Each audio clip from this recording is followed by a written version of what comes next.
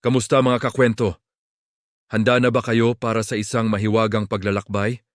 Ngayon, samahan ninyo ako sa isang kwentong puno ng aral, sorpresa, at syempre, kaunting mahika. Ito ang kwento ni Aling Perla at ang kanyang mahiwagang palayok.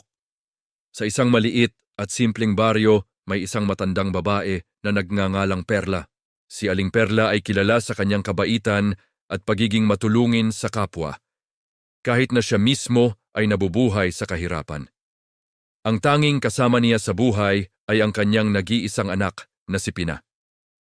Isang araw, habang si Aling Perla ay naglalakad pa uwi mula sa pamamalengke, may nakita siyang isang matandang pulubi sa gilid ng daan.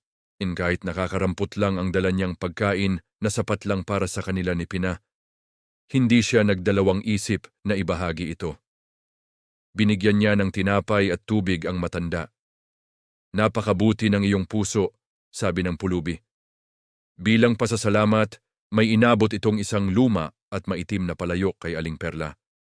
Tanggapin mo ito. Huwag mong maliitin ang itsura nito dahil ito'y may dalang biyaya. Nagtaka si Aling Perla pero tinanggap niya ang palayok at nagpasalamat. Pagdating sa bahay, ipinakita niya ang palayok kay Pina. Inay, para saan po iyan? Mukhang masisira na, sabi ni Pina. Ngumiti lang si Aling Perla at sinabing, bigay ito ng isang matanda. Subukan nating gamitin. Dahil wala na silang isasaing, naisipan ni Aling Perla na subukan ang palayok. Inilagay niya ang natitirang bigas na halos isang dakot na lang sa loob ng palayok at isinalang sa apoy. Habang naghihintay, bigla siyang nakarinig ng mahinang bulong, "Luto! Luto! Palayok! Hanggang sa mapuno!" Nagulat si Aling Perla nang biglang umapaw ang kanin mula sa palayok. Hindi ito tumitigil sa pag-apaw. Ang kanin ay dumami ng dumami hanggang sa napuno ang kanilang buong hapagkainan. Hala, paano ito patitigilin? Natatarantang tanong ni Aling Perla. Sinubukan niyang sabihin, tigil na, tigil na. Pero walang nangyari. Saktong dumating ang matandang pulubi kanina. Ngumiti ito at sinabing, upang ito'y huminto, sabihin mo lamang, salamat, salamat, palayok, busog na ako. Agad itong sinabi ni Aling Perla at sa isang iglap huminto ang pag-apaw ng kanin. Mula noon, hindi na sila nag-utom ni Pina. Tuwing kailangan nila ng pagkain, gagamitin lang nila ang mahiwagang palayok. Ngunit dahil sa busilak na puso ni Aling Perla, hindi niya ito sinolo. Ibinahagi niya ang biyaya sa kanyang mga kapitbahay at sa lahat ng nangangailangan sa kanilang baryo. Araw-araw, may pila sa kanilang bahay para kumuha ng mainit na kanin. Ang balita tungkol sa mahiwagang palayok ay mabilis na kumalat. Nakarating ito sa isang mayaman, ngunit sakim na negosyante na si Don Rico. Gusto niyang makuha ang palayok para pagkakitaan. Isang gabi, lihim niyang pinasok ang bahay ni Aling Perla at ninakaw ang palayok. Tuwang-tuwa si Don Rico, dinala niya ang palayok sa kanyang bodega at sinubukang paganahin.